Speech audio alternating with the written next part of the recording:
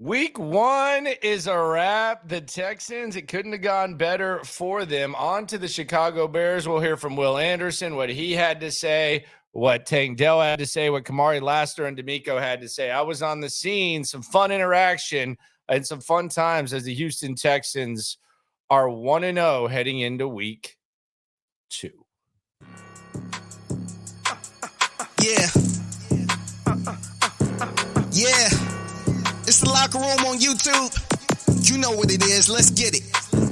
Hey, Locker Room. Yeah, we in the locker room. Texas talk. Yeah, you know what we about to do. Localize every angle's what we really do. We the source. We the post to the city too. Landlocked. Got the game in the headlock. Localize every time. Can't stop. Won't stop. Yeah. All right, week 1 is in the books. It is the Locker Room, #1 source for Texans digital content. The nightly stream is alive and well. We'll get into some things that people had to say today during media availability. Be sure to subscribe, like, ride along. Best Texans coverage in the country. If you missed SNL Reaction Monday, the collaboration between Cody Stutes and myself, I strongly recommend listening to it. We're going to be doing that after every game on Monday, 8 to 10 a.m., which obviously when they play Monday night, we'll do it the day after. But been the most successful Reaction Monday product, have been a part of that for a while, and that just kind of snuck over to the digital side. So be sure to go back and look at that if you haven't. I think you will be glad that you did. Tank Dell. He's going to get his first crack at prime time in the National Football League. I just asked him, hey, man, you excited? Here's what Tank Dell had to say. Felt great, all glory to God. Felt good just to be out there healthy with my teammates, everybody running around wild, smiling, new faces, Diggs and Joe Mix, everybody bring. This is, by the way, one of the better podium media availabilities in a long time. You're going to see Tank. We'll get to the primetime stuff, but Tank Dell was awesome. He's finishing people's questions for him. Energy, so it felt great. Having Joe run the way he did, how does that affect things for you guys as receivers on the outside when you got that kind of force in the middle? Yeah, we definitely going to build off that. Like I said before in the interview, Joe run the ball like that, man, it's going to open up the pass game a lot. RPO. Downfield shots, things like that. And when we taking shots and we get to make them back up, Joe can keep running the ball how he running the ball, man. Joe had an amazing game, man. We're going to build off that for sure. What y'all are doing isn't easy at all.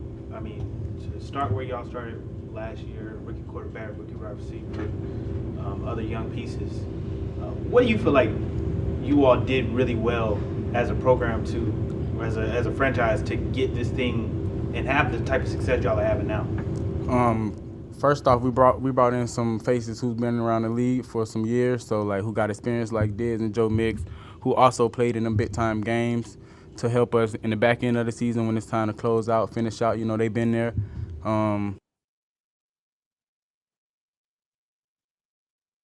What else, Tank? What else went down, my friend?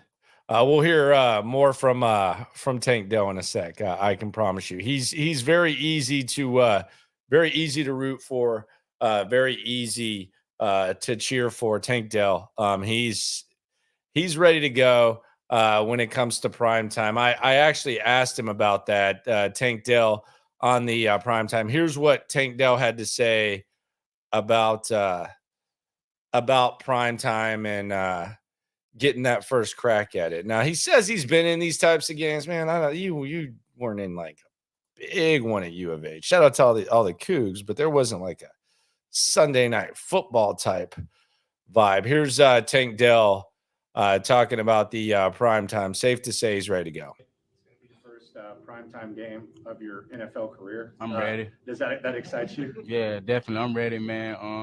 I'm built for things like this. I'm built for them type of games. I'm ready. That's all I can say. I'm ready. I'll be ready. I'll be there. I'll be there. Look forward to seeing him there. And I thought it was interesting today. Tank talked about the usage of the wide receivers, the Texans receivers. I think he said they were all relatively around the same area of targets.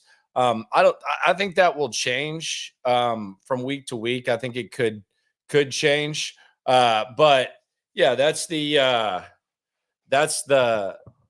way in which the things are going to go when you got a wide receiver core like that. Kamari Lassiter on the other side of the rock. So Tank Dell, one of the young guys that you feel good about, kind of finding his way back.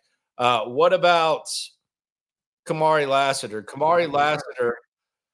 So in his first game, he was going against one of his best friends, which is kind of wild when you think about it. And one's a corner and one's a receiver. So they lined up across from each other. I'm talking about Adonai Mitchell out of the University of Texas. Before he went to Texas, he was at Georgia for 2 years. Easily could have had one, maybe two touchdowns had Richardson found him, but he did not. And Kamari Lassiter and the Texans got the dub.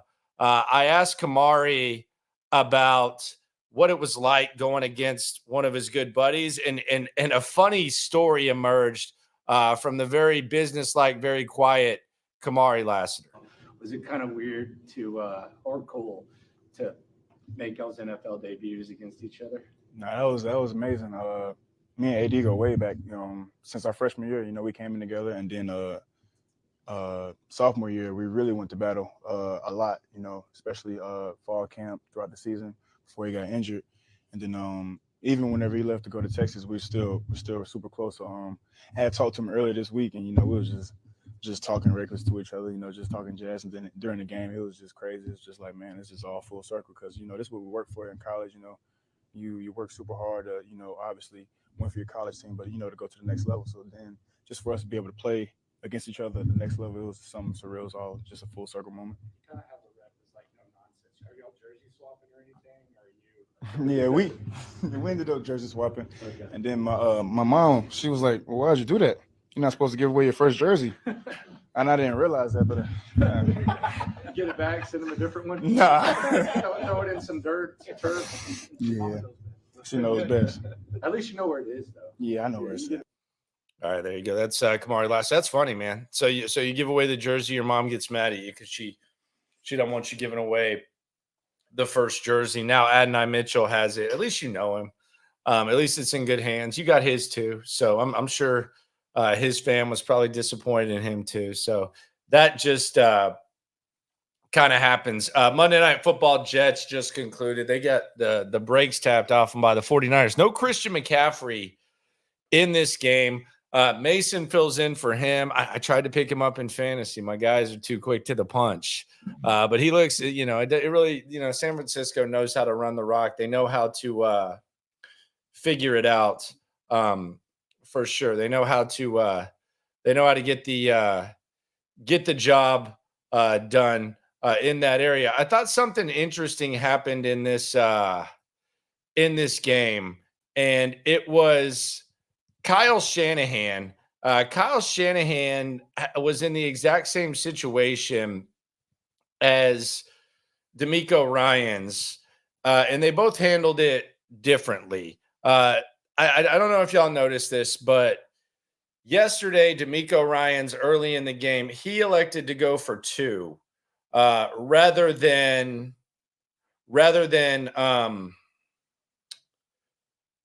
take the points early on in the second quarter. He elected to go for two. The Texans missed. Some people say you take the points there. Some people say that you go for two. I've seen DeMeco actually handle that differently, and I've also seen Kyle Shanahan handle it differently because tonight, Kyle Shanahan, when the San Francisco 49ers were in the red zone and they were up 6 points, I kind of wanted to see them score just to see how Kyle Shanahan, who DeMeco learned under, would handle that type of situation. And Kyle took the points today. So I want to ask DeMeco, and I'll be sure to ask him on Wednesday if that's a philosophical thing, if how you judge that, because I've seen him do it different. I see Kyle Shanahan do it different. I don't have like a strong take on it. There's a lot of things in football strategically that I have a strong take about. I don't have like a massive strong take about this. And quite frankly, I don't think that a lot of coaches have like a set in stone philosophy. It might just be how you feel your offense is moving the rock. whatever. There might be some other factors, but I don't have like a strong take. I just thought it was interesting to see DeMeco do this and Shanahan do it a little bit differently. But I'll just ask you, which philosophy do you like? When you go up 14 points in the second quarter, do you like to go for 2 and try to extend it to 14 points? Or do you like to take the points and then not be chasing points a little bit later on? And no result driven, no hindsight's 2020 type of stuff. Which philosophy do you like? I think that's it's an interesting discussion. I don't think it's like set in stone at all. Not even a little bit. So we'll see how that whole thing goes. Are the Texans going to run away with the AFC South? That's a question that I want to ask. Are the Texans going to run away with the AFC South? Right now, they're the only team with a dub. Now, does that really matter? Not really. It's early, but you get a 1-game lead over the entire division. Those are the perfect weeks each week throughout the season. The later they come, the more rewarding they can feel. But what do you think about this division? Has anything changed? Maybe you thought they were going to run away with it before. Maybe you liked what you saw, and now you feel like they're going to run away with it even more. What do you feel about the Texans, where they are, and their chances in the division? I'm a believer in one thing in this division. There's one thing I know for certain. And I think it's actually a pretty competitive division. Jacksonville played a really good Miami team, we think, and they were up 14 points. I anticipate Jacksonville being all right. Indianapolis, they got their limitations at quarterback, but he can also do a lot of different things. And once they start running the ball, they should be playing a lot better. But I'll say this. The one thing that I know is that the Titans suck. They're bad. And I think we could be talking about with the Tennessee Titans. They got a good defensive line, and Tavondre Sweat looked good. I saw Brian Baldinger kind of drooling over Tavondre Sweat, who knows if the Texans were interested in him or not. But I saw people drooling over him. The Titans suck. That's really all there is to it. They suck. They're not a factor. At this point, the Tennessee Titans are the annoying ass college team that has no chance to win a division, might not even make a bowl, and their entire season can be made with 1 win, or in this case, 2 wins. That's what the Tennessee Titans have become, the current state. And look, I thought they were rebuilding, but then they decided they wanted to overpay Calvin Ridley and bring in Snead. I won't say overpay Snead yet, but we'll see. I mean, you know how those corner contracts are, but there's no direction with Tennessee. And Jonathan Alexander asked a question today. It was kind of random. He asked DeMeco Ryans about teams kind of copying you and trying to duplicate the success the Texans have built. First of all, it's impossible to do. I mean, your franchise quarterback has to want to trade. He then has to become untradeable because of off-field issues, which allows you to avoid a bad quarterback draft. Then you get in a good quarterback draft. The quarterback you like, you don't get because you win at the end of the season. And then the quarterback that you like second most, you get, he ends up being elite and he looks the part. Tank Dell falls in the 3rd round. The draft equity you have allows you to trade up for Will Anderson. The year before all this happens, you're going with $53 million in dead cap, so you're kind of taking it on the chin. And then a bunch of other stuff happens. It happens to line up perfectly that you get the most popular coach in the head coaching hiring cycle, who also happened to play for you. And you get, duplicate that. You can't duplicate that. That's insane. But I'll say this about the Tennessee Titans. Part of the reason that the Texans were able to do what they did. Number one, they had a lot of draft equity. Number two, whether it was a 100% commitment, whether they were forced to do it, they actually rebuilt. They actually rebuilt. Now, they did it with two chump coaches, much like the 49ers did before Shanahan, but they actually rebuilt.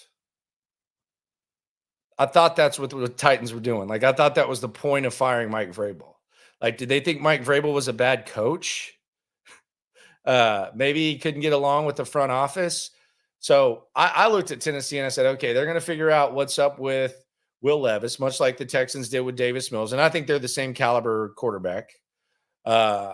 He sucks. Mills is a really, really good backup. I don't even know. That might be an insult to Davis Mills, to be honest with you. Gosh Allen's terrible, a.k.a. Will Levis. But I thought, like, much like the Texans did with Mills in 2022, after, seeing him in stretches, I thought maybe they would be like, okay, let's find out about Will Levis while we conservatively rebuild. Instead, they try to build a damn squad around him. Okay. But yeah, accidentally on purpose. Yeah, I think that's a good way to describe it. It sounds crazy, but I think that's a good way to describe it. Accidentally on purpose. That's what my point is. You can't copy what the Texans did. That's my point. This is not a, like, you can try to copy the 49ers. You can try to copy the Patriots with the blowhard and all, like, blowhard coach, big coach, all that. You can try to copy that. You cannot copy what the Texans did to build this team. You can try to copy the culture if you can find the right guys to do it. You can't copy that, though. That is a crazy ass formula. Absolute insanity. But the AFC South, I still think is wide open. I think the Jags are going to be good. The Anthony Richardson thing, I just don't know about this dude. I don't think he's ever going to be able to do the normal things great, but the extraordinary things he can do, which, man, it makes it a lot easier if you're running the rock well. Makes it a lot easier if you're running the rock well, which I anticipate, despite what we saw the Texans do, that they'll run it well. So are they going to run away with the division? I don't think so, but I did watch this game and see them not have their A game and still find a way to win, and walked away feeling like the Texans' ceiling is as high as we anticipated. So that's where we're at there. I asked Will Anderson, and we'll get into this more in depth tomorrow. I asked Will Anderson what he needs to improve. Let's hear from Will Anderson for a second. What he needs to improve. A matchup like this, where you said it was personal, and you got Richardson and Taylor.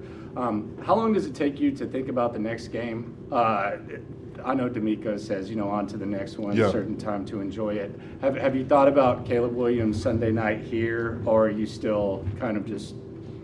No, since I've watched our tape already, I started watching a little bit of Chicago this morning and seeing what they did, and went back and watched some highlights, got on my iPad, man. But I also think it's very just important to look at the game that we just played, just to see those mistakes so they won't roll over into this game, and knowing the areas that we can get better to rolling into this game. And, we're excited for the next challenge, man, but, the focus right now is just saying, like, how can we get better? What mistakes did we make right here? And how can we get it better so we won't make those same mistakes going into the next game? What do you think you need to get better at? Yeah, me personally, man, just knocking off the rust, man, trying to get back into it, get my stamina up a little bit more. Having that month off, kind of took a little bit of stuff out of me a little bit. But, man, just getting an extension at the top of my rush again, making that be second nature to me. And that's really about it, man. Everything else I know is going to come back to me. But just repetition at those things. Both sides of the ball, it seemed like every time the Colts, did something, you guys responded. Whether it was the punt, you guys got the 2 point, stopped them on 2 points, or offensively they matched a touchdown for a touchdown. To have that and to keep them and ultimately win that game, what does it say about this team being able to hold strong so early in the season like that? Yeah, man, like I said, we just have a bunch of players that know how to win, man. We have a bunch of players that know what it takes to win, how to win, and we just have that bend but don't break mentality, man. And I think it's very special, the group of guys that we have here. If we won't be denied, we're going to go out there and impose our will, man, and we're going to go swarm. And I think it's just the vets stepping up, leaders stepping up, and the playmakers stepping up to make it happen. I know you weren't on the receiving end of it, but when What's up, dudes? Joe Mixon and the offensive line have a performance like that, what does it do to a defense and a defensive line? Like what if he's how does just that change their approach, or sucks? what do they go through when something like that is happening to a when defense? the Yeah, offense that's a good line's good, question. it sucks. I mean, it's just the mentality that you have to have.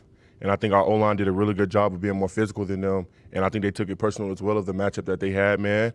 And I can't speak for the Colts, but I can speak for our O-line and how they, handled their jobs really well for Joe to do his job. And hats off to them, man, because they did a phenomenal job, man. But going against those guys every day, it's tough. Those guys are big, they're athletic, they can move. And I'm super proud of them, and I know it's going to be even bigger things coming for them. When you look at this, every game counts, but you say next game up. For you guys, it being a national televised game for your first home opener, and given the recent years of this team, does this add a little bit more level of excitement, but also a little bit more level of standard to be able to deliver where you guys have this type of moment in the Prime States? Yeah, man, I think it's just all for the fans, man. We just want all the fans to come out, man. We're excited. First home game, and it's a night game too, so I know it's going to be rocking, man. And we're just going to bring that same expectation, same standard, same playing style, same mentality of swarm defense, swarm offense on Sunday, man. And it's going to be a great thing, and we're super excited about it. Looking back, Big Will. Looking back on it, now that you guys won the game, I am curious, when you guys get pressure on Richardson and you talk about getting hit in the mouth, and he bombs it 60 yards in stride, and then watching it on tape, just how difficult of a play was that? Just kind of looking back on it, how kind of crazy was that? It looked like a crazy throw. Yeah, like I said, man, we got to get home. We got to do a better job, rush with integrity, getting off blocks, getting separation on blocks, man. I think we do a really good job of collapsing the pocket. I think that next step is just getting off blocks and finishing at the quarterback, man. And I think the interior guys pushing the pocket, us edge guys pushing the pocket, now it's just time to get off of blocks. But, man, like I said, they're going to make plays. How do we respond? And I think we responded the right way. Two players earlier. You said that they don't act like rookies, they act like veterans. Yeah. How instrumental have you been in helping them get acclimated to the NFL? Honestly, man, I just been letting them rock. Man. Like I haven't had to.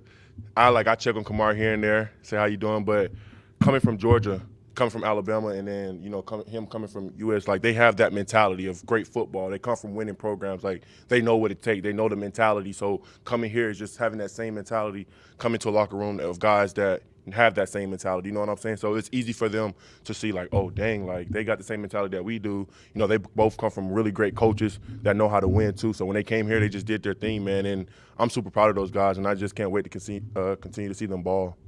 Hey, Will, following up on Landry's question about the Bears, what are your first impressions of Caleb Williams in that offense? And then the second part, you mentioned the crowd and everything here. How loud do you want it as a defender, as a defensive lineman on Sunday? Yeah, man. I didn't get too much into it, but just watching little things I did, man. I think he's a great quarterback, man. I think he's going to be a great quarterback in this league, man. Can move around the pocket, can extend plays with his arm and his legs. It's going to be another thing that we have to contain him as well up front and do a good job of rushing together and being one. And then just the second question, man, I'm excited, man, about the fans, man. We just wanted to be as loud as possible, throw them off their game, man, and we just want to do it for H-Town, man, and just keep showing up for the city and making the city hot again. Thank y'all. Y'all have a good day. There you go. Shout out to Will Anderson. He is an absolute dog. I'm a dog, I'm a dog, I'm a dog, I'm a dog. Yeah, I mean, he made it seem like he was a little bit rusty. I don't think he liked missing practice and missing camp, and he mentions rust there. We'll hear from DeMeco Ryans in a sec. Let's go to the comments section here on the late night. Going back to the notion of copying what the Texans did. You can't find another Caserio that will build a team like this or a player to come back as a coach for almost. Yeah, I like the copying. Like it doesn't. I don't see how it works here. There was a lot of luck and there was a lot of good decision making. It was just a perfect storm. Ken asks, "Do you think the Texans wear Oiler uniforms to? Do you think the Titans wear Oiler uniforms to play the Texans this year?" Maybe, or is it just a one-time thing? I don't know. Whenever like sociopaths and weirdos do things, they'll change. Like for example, like if Amy Adams stank the stanky one, if she decided that, she wanted to wear the Oilers uniforms last year despite the Texans, she would perhaps convince herself that she didn't do that by not doing it this year. I don't know. I mean, maybe they will, maybe they won't. I've been told that the Texans aren't going to waste one of their alternates on the Titans, which is kind of an ultimate troll job. I don't know if it's going to go public, and quite frankly, I don't even think the person I talked to, I don't think that they were even trying to troll. I think they were dead serious. You got 6 primetime games, and you got these badass uniforms that you want people to see. You don't want to waste wearing your alternate uniform on a team that sucks, like the Tennessee Titans, that is not playing you in primetime. So I was told that they weren't going to waste it. I kind of laughed when they said it, because they've been known to troll the Titans a little bit, but a little bit with her husband maybe. But yeah, I really don't think you waste the alternate uniform on the if you didn't get that hint, that's on you. But I don't think you waste alternate uniform on them. Will they wear the Oilers? Maybe, maybe not. I don't know. It's hard dealing with sociopaths. Trust me. That's an old work joke. Carlos says was disappointed with DE impact on the game. Thought they would get a couple sacks. Yeah, I mean, they were on the field for 20 minutes. And, the passes that Richardson got off, I don't necessarily think they were a result of a lack of ability to get pressure. Obviously, you want to get home a little bit more often. And Will Anderson said that, like, we got to do that. But I would not worry about the DNs one bit. It's honestly the least of my worries, and I think it should be the least of yours. I think they'll be fine. And they're helping against the run too. That's the other thing. So I do think you got to factor that in. Green really impressed me against the Colts. Kenyon Green, yeah. There were a couple questions about Kenyon Green today. Darkman 420. Probably on that high-grade marijuana called Kush on the streets. Did you know what that was? Now I do. Me neither. Yeah, well, we might have something in common. But he says that Toto could be the next big LB he was hitting. He's lost weight, and he's a lot more comfortable. So, yeah, I would keep an eye on Toto, like the next big linebacker. I don't know about that. I mean, like if Toto is a rotational guy, then you should be pleased with where he was drafted. So we'll see that for sure. Great win. Side note, man, we crossing our fingers over here in the Golden Triangle. Hate for anyone to catch a storm, but keep on pushing east, please. Yeah, always, man. This hurricane has sucked. It's absolutely sucked. Let's get through this. Good God. Primetime V, localizing it, baby. Thank you very much. After watching the Jets, are you still convinced it's a lock? We should be worrying about them. Yeah, I mean, because it's a pain in the ass to play there. I don't think they're going to suck.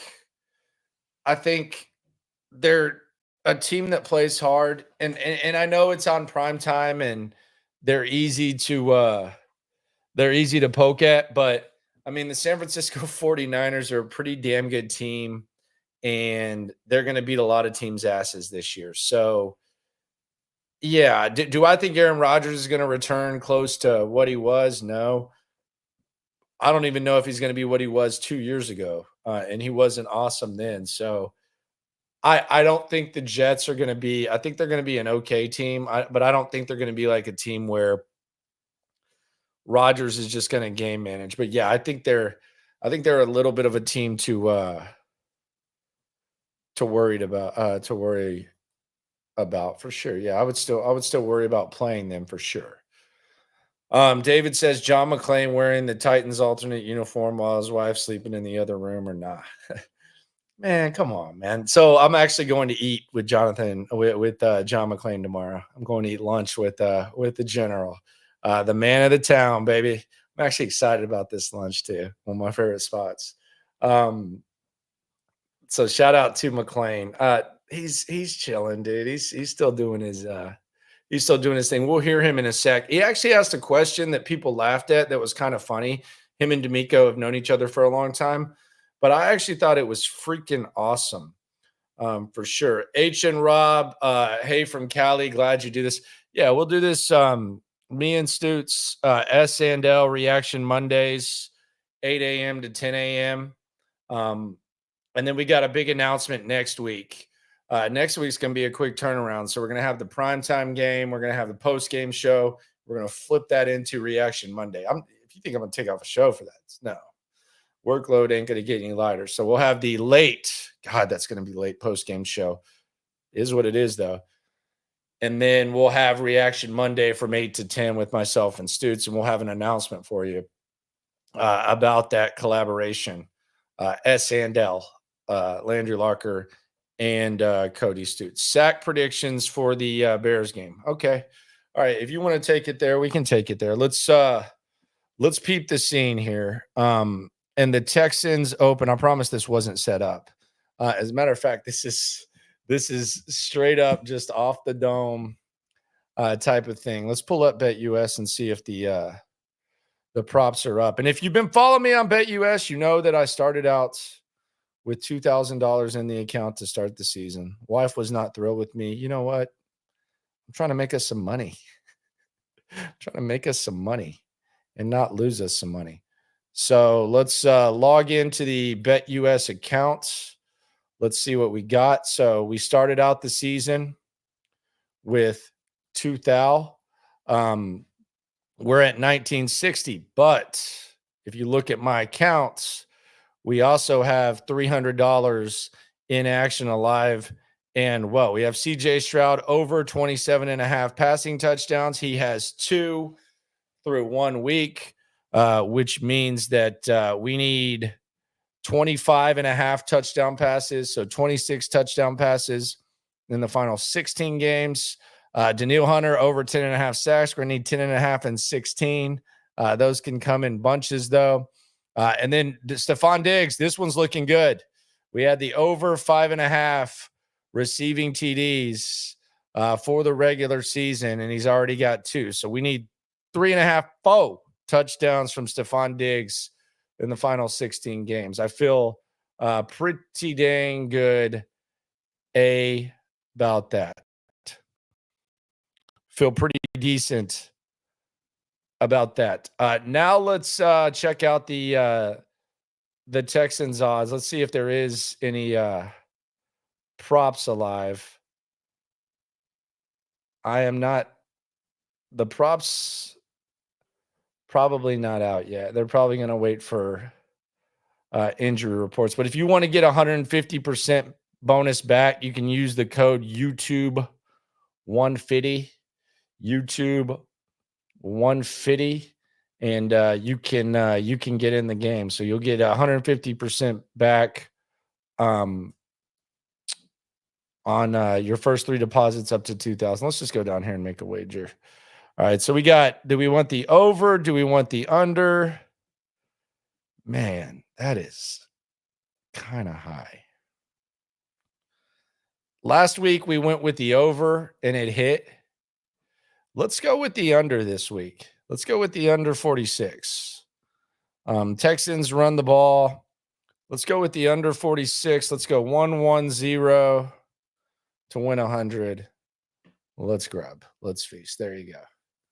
And we had 220 on Texas. I do have a lock bet that will be heavily wagered on. I'll give you all that on Wednesday. I'm feeling good about this, and it's an early payoff. You don't have to wait till the weekend for that. I'll give you that in a little bit. Shout out to Joe Blue for the super chat. Swarm in the super chat, my man. You ain't never hate. Swarm. Shout out to you. Appreciate you. Let's hear from DeMeco Ryans. I asked DeMeco about the end of the first half. Wasn't ideal. Wasn't great. Let's hear what DeMeco Ryans had to say about that and a lot more live in the locker room post week 1 wrap up. when it comes to the time of possession, I was really, pleased with how we were able to control the game from that perspective. Holding the ball for 40 minutes it's really indicative of like running the football, playing physical up front, controlling the football game. That's how you want to play, right? And I was very proud of our offense to be able to do that, and defense only be there 20 minutes, not as many plays, but defensively, we can be better when it comes to, first and foremost, eliminating the explosive plays. So we have to definitely get that off of our tape. We have to communicate better, be where we're supposed to be, and just force teams to drive the field. DeMeco, what your lead blocker, we had Stover in there, he did such a good job, Mixon gave him a shout out. How did it come to be where y'all started using him at fullback as a lead blocker, and all your tight ends blocked really well, but how did it come about you putting him out there to lead Mixon? Our tight ends did an outstanding job. Yesterday was a lot of talk on the offensive line and what they did, but as you watch it, our tight ends allowed us to get the edge a lot, and we used Cade at the fullback position. We used Dalton at the fullback position. Just as many different ways as possible we can utilize the personnel. One thing about Cade is from the moment that he stepped on at our facility, like he's been very smart and on it. So anything that we've asked him to do, like he's ready to go. And so, he doesn't make mistakes, and that's a lot being said for a rookie. He doesn't make a lot of mistakes. He's where he's supposed to be. He enjoyed playing the game of football. So for him to get at that fullback position, he was ready for it, and he did a really good job of it. Coach, what did you see from Kenyon Green yesterday?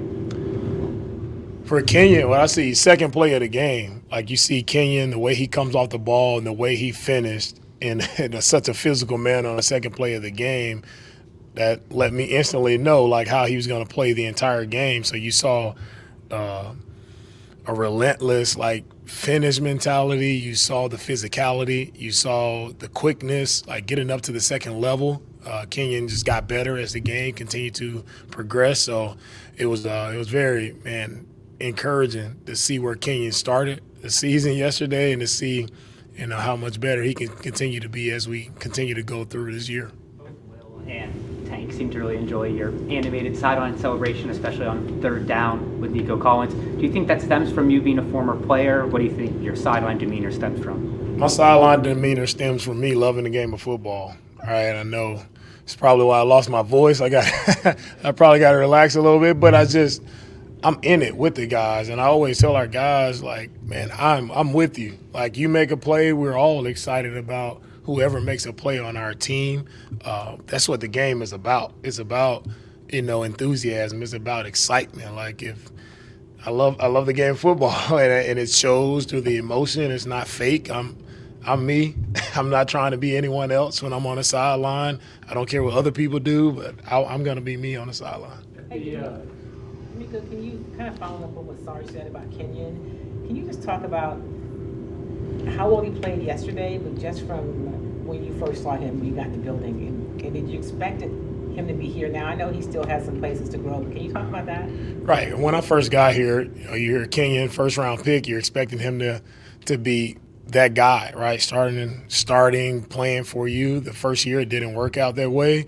He had some injury, issues and things to clean up. He was able, right, this second year with them, like he put the work in the off season in February. Like he was off-site training, right, really, getting his body ready for this season. And it's what he's showing in our first game of the year. It goes back to the work that he put in, let's go February, when nobody's watching, nobody's thinking about what he's doing. He had it on his mind, right? And I can see it last year, just him being around, although he was on IR, just seeing how he was in our meetings, and he come out like, Coach, man, I'm ready.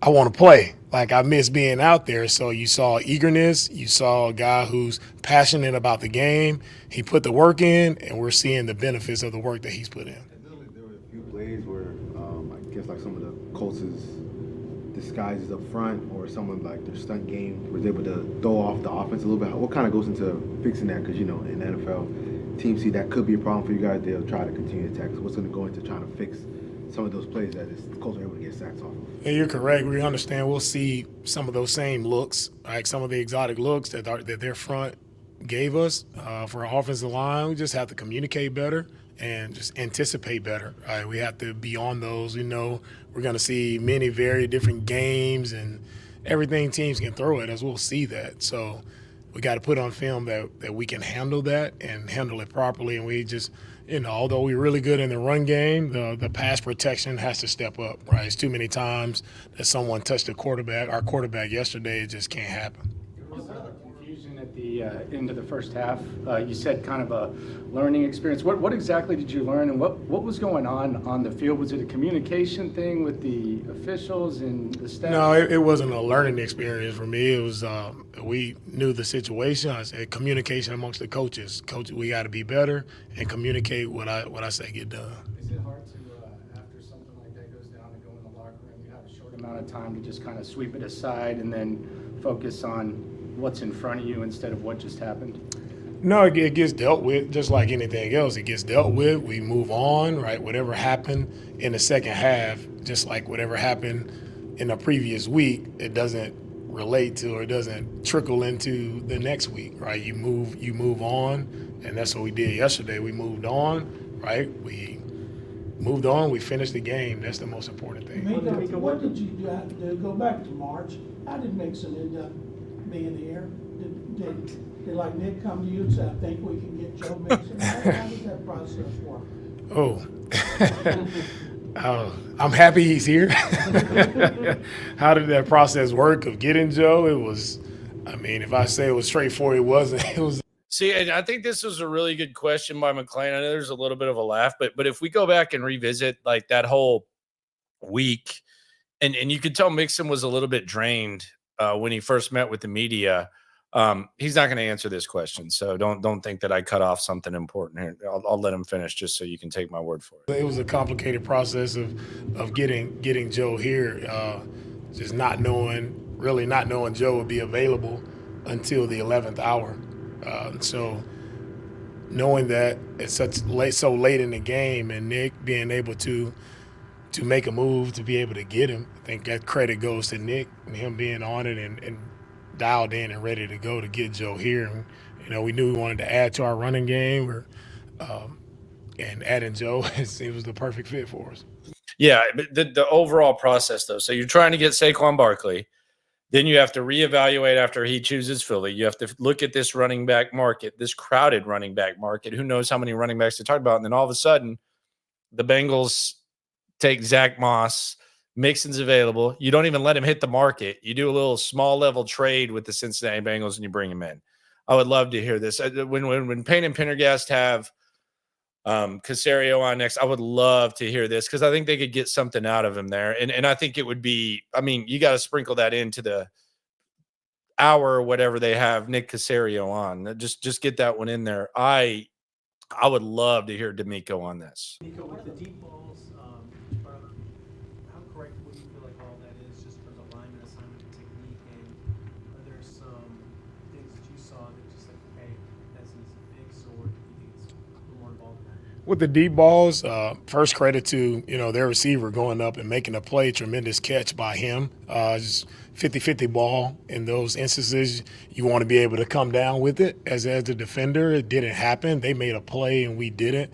The other couple deep balls where guy got behind us, that's solely up to us, right? We can't allow receiver to get behind us, and we have to be better there. After the punt block, they scored pretty quick after that. Yeah. But what kind of happened on the punt block, and then on the ensuing offensive possession for you guys? Nice long drive, right.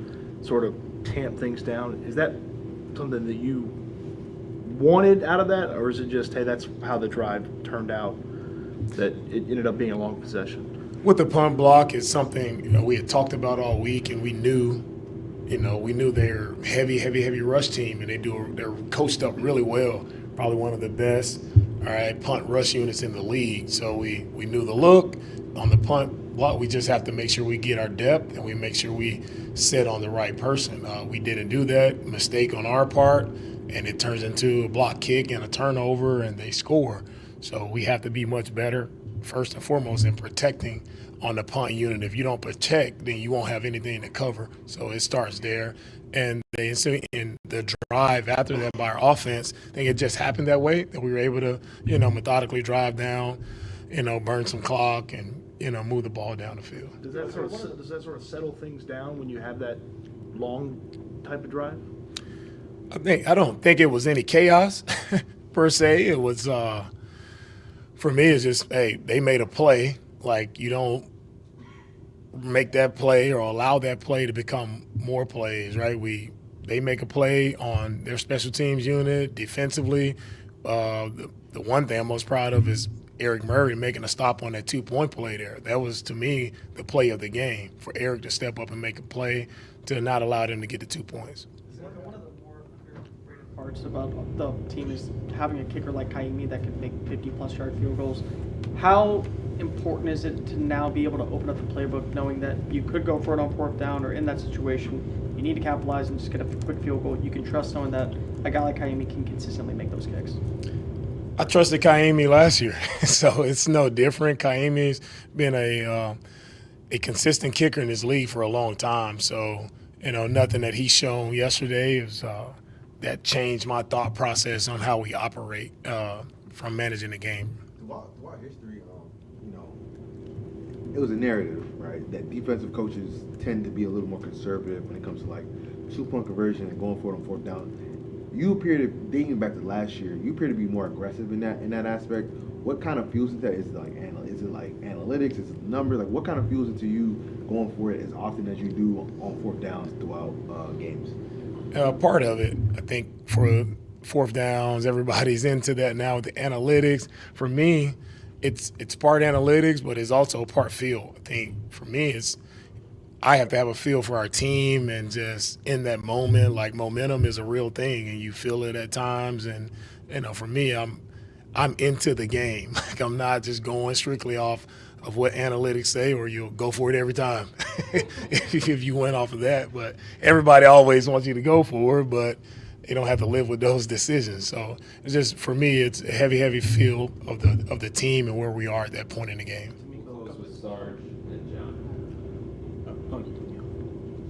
Go ahead. Yeah, you don't miss anything. This is Alexander actually asked him about the copy thing. Be sure to swarm the like button. Speaking of swarm, my guy Derek, my guy, he just swarmed the super chat. Appreciate you, my friend. You ain't never hate. Swarm. All right, it says Kenyon Green was best run blocking offensive lineman yesterday, and Stover at fullback deserves a shout out. Titus is still weak. Titus. Yeah, Titus got pushed back a little bit. And one time he got pushed into CJ Stroud, and this was after it was apparent that footing was an issue. So Titus, keeping an eye on him. Kenyon played well. He looked really good. There was no competition or anything. He was the starting guard for a while. Look, there'll be some struggles, but that was as good as you could expect from what Kenyon did. Stover, what did he play? 15 snaps, fullback stuff. Cade Stover's getting shout outs all over the place. Joe Mixon, DeMeco Ryans, all that. I'm a big Stover guy. Got to talk to him last week. God, I asked him about the Connor Stallions documentary, and he kind of went all anti-Michigan on me, and then it got aggregated and all that. I ask everyone about their college. You saw me ask Lassiter today. I don't think he cares, though, because that is a very, very Ohio Buckeye guy. I think he actually hates Michigan more than anyone. So, yeah, shout out to Stover. I'm sure there'll be more people around his locker this week, and I doubt he gives a damn about any Ohio State, Michigan smoke. Matter of fact, I don't think he wants any love from Michigan. Joe Blue swarming the super chat as well. Appreciate you, my friend. You ain't never hate. Swarm. Comment from BG or a question: did we come out of Sunday's game as healthy as we went in? That's impossible, my friend. You cannot possibly do that. That would not be physically possible to be as healthy. Akuda got hurt. He's been kind of banged up all camp. But other than that, we don't know anything significant. The injury report, this is where the injury reports become a little bit more relevant than they have been lately. a lot of times you're just kind of rolling your eyes at the injury report, but we'll get a good glimpse of that. We need more Bullock next week. Speaking of that, and I know people are worried about the safety. We got some big news out of Chicago. Adunze is not going to play this week, so it's going to be Keenan Allen. It's going to be DJ Moore. No Adunze. They say he's week to week. Don't anticipate him playing this year. I don't think I'm breaking news. They're going to try to gas this up and act like he might not play. He got an MRI. He's not playing this week. So there's that. So I don't know that the Bears receiving core is feared, but Adunze, you don't draft a guy in the top 10 and expect him not to be able to ball. He is not going to go. So there's that. Eric Murray is a good reserve safety. I don't think you feel comfortable with Eric Murray as your number one deep safety, which is what we spoke about all year. Jalen Petrie, he looked good, really wasn't challenged. It didn't seem like they tried to figure out situations. The secondary actually played worse than the stats show. I keep hearing, and this is natural, right? Because most people that come in here, most people that come into the locker room, and if you do, be sure to swarm the like button, subscribe, thumbs up, right along. But most look at things through localized lenses, and sometimes you kind of lean towards the Texans, and you kind of favorably evaluate. And I've heard like the notion that, without those deep balls that the Texans gave up, the score would have been this. And I think that's kind of a dangerous mindset. I'm not sitting here saying that's not that can't end up being true, because all we have is a one game sample size. But we've been talking to each other, and we've talked about our biggest concerns. And what were our biggest concerns about the Texans? It was safety, right? It was safety. Okay. Like I can't even count how many Justin Simmons comments we got. We did videos on Justin Simmons. Should the Texans sign Justin Simmons? Yes. Justin Simmons signed somewhere else. Oh, damn. They should have gotten a safety. Quandre Diggs gone, man. What are the Texans going to do at safety? The safety position, such a concern. Then they go out there and you see the safeties getting burned and you see the secondary getting burned. And it's like, oh, well, if that doesn't happen, they'll be fine. What if that's going to be something that's going to be a problem all season long? It's not like we saw CJ Stroud throw 3 interceptions and we're sitting here saying, well, if CJ Stroud doesn't do that, then the team's going to be fine. You can rely on CJ. You were never concerned about CJ. Players have bad games. Like when Laramie Tunsil got banged up and roughed up by Josh Allen last year against the Jags, we said, okay, well, Laramie Tunsil's not going to pass block like that more times than not, or something's wrong or whatever. Because you're not worried about him and they look good. But I don't know about I don't know that just dismissing deep balls on this secondary is something that we should do based on the dialogue that we've been having all offseason and based on what we actually saw. There's a chance that might be one of the issues. And if we look deeper into it, Jalen Petrie's closer to the line of scrimmage because you didn't want him at deep safety. Jimmy Ward, who's in his 11th year, I think, in the NFL, not getting any younger, not durability kind of a question. He's back there, and you have Eric Murray, who's a good reserve safety, perhaps, and a good special teamer. So we'll keep an eye on it. We're not going to freak out about it because they did come away with the dub, but it wouldn't be an overreaction to be very concerned about these safeties, because I'm not going to speak for everybody, because this is we individualize, we don't generalize in the locker room. But I will say this was a concern before the season. So don't minimize it. Don't get lost in the sauce. Don't get rid of your evaluation and just completely sweep it to the side. You should be cautiously concerned about the safeties on this team. So I don't think you just dismiss that. Also, on the other hand, if we're going to say that, if we're going to say, well, if they hadn't gotten burned, then this, what about if Anthony Richardson connects on some basic ass passes? What if he puts a little air under it and hits Adonai Mitchell, and the Kalen Bullock interception never happens? There's a lot of what ifs. I think at the end of the day, the Texans had the better quarterback. The Texans are a good team. The Texans' margin for error is high, and the Texans contain the Colts' best player despite giving up the big plays. They kept Jonathan Taylor in check, and they kept the rock because they're running back. I mean, if I would have told you before that game that there's going to be a running back that's going to go for 30 carries and over 5 yards a pop and a touchdown, and the other team's going to have 40-minute time of possession, even if you like Joe Mixon, you would have said, oh, damn. Colts can control that line of scrimmage, and they're going to run the rock. Texans did that. Texans flipped it on them. So that's the good on that side. But the secondary was a problem. So I don't think it's an overreaction to be concerned about the secondary at all. At all. So keep an eye on it. We'll see. Going to be a challenge this week as well. Caleb Williams, he can extend plays with his feet. Rookie quarterback, though. So maybe DeMeco can get the best of him. But we got to keep a close eye on that. Keep a close eye on what's going on there with that secondary. Met Kenyon Green's dad on flight home. He said false start was because Juice moved the ball. Yeah, I don't know about that. I know one of Tunsil's false starts was kind of trying to actually get the ball snapped on time. There was another one. I think the false start that he's referring to. Wait, you're talking about the out of the 2-minute warning? Yeah, I don't know about all that. That seems. There was times though where it seemed like the whole offensive line moved except Juice. So maybe this is. I mean, this was Juice's first NFL game as a center. Right? Yeah, he's played in preseason. Last year he was guard pretty much the whole time, right? Yeah, so majority of the time for sure, at least. So yeah, Juice Scruggs probably figuring it out as well.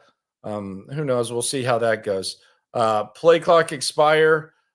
They called the false start on Tunsil, but I thought that it was going to be a delay game. They didn't call it. But yeah, and Hunter and Will, I don't think you worry about them. They're going to be fine. I can promise you that. Those guys will be absolutely fine. I can 100% promise you that. Take that to the bank in cash. Shout out to everyone that's going to be out there Sunday. I'll be out there, post-game show right here immediately after. We will also have the S&L. If you didn't check out SNL Reaction Monday, the shelf life is long. You can listen to it throughout the week. 2-hour collaboration with myself and Cody Stutes. Big announcement on that end coming next Monday. S&L, the two best guys on the digital beat, myself and my good buddy Cody Stutes, Mr. Are All Domes the Same. Shout out to him. He hates me for bringing that up. I'm gonna give him crap all the time though. The real deal H-Town fan says, I said it yesterday, safety is going to be a problem. Yeah, I mean, why would you not be concerned about safety? I mean, just 11 years is a long time in the league. And a new role for Jalen Petrie and Eric Murray. Like, no one's dying for Eric Murray to be their starting safety. Maybe he can effectively – and he did make the play of the game, and DeMeco said that. So we'll see how it goes. It's going to, if you're giving up the big play against the Colts, there's a lot of possibilities around the league. I saw someone bring up the Chiefs and all. Those guys are too little. Get physical with them. Lassiter and Stingley get physical with those two dudes. They ain't getting off the line. Promise you that. They don't got that work and that strength like Adonai Mitchell. Appreciate everyone for rolling through. It seems like only yesterday that the season ended, but now the season is in full swing. We are 1 week through this mofo, and you get to sit back and enjoy Thursday night football. We got Bills and Dolphins, and then we got a little bit of noon and 3, and then 7:30 live at NRG. If you're there, let me know. Come by, say hi. I really do. It's not fake. I really love meeting people out and about and just talking about it. You ask anyone who meets me, this is what I do. This is what I like to do. I'm not stealing from the game. It's no pandering, nothing like that. This is what I like to do. So if you're out there, let me know. I would love to say what's up and thank you for your support. Again, the Texans open as a 6.5-point favorite against the Bears. Oops. I forgot to bring up the other thing going on around the league. Deshaun hit with another lawsuit. I got to tell you, man, it sucked having to cover legal stuff here.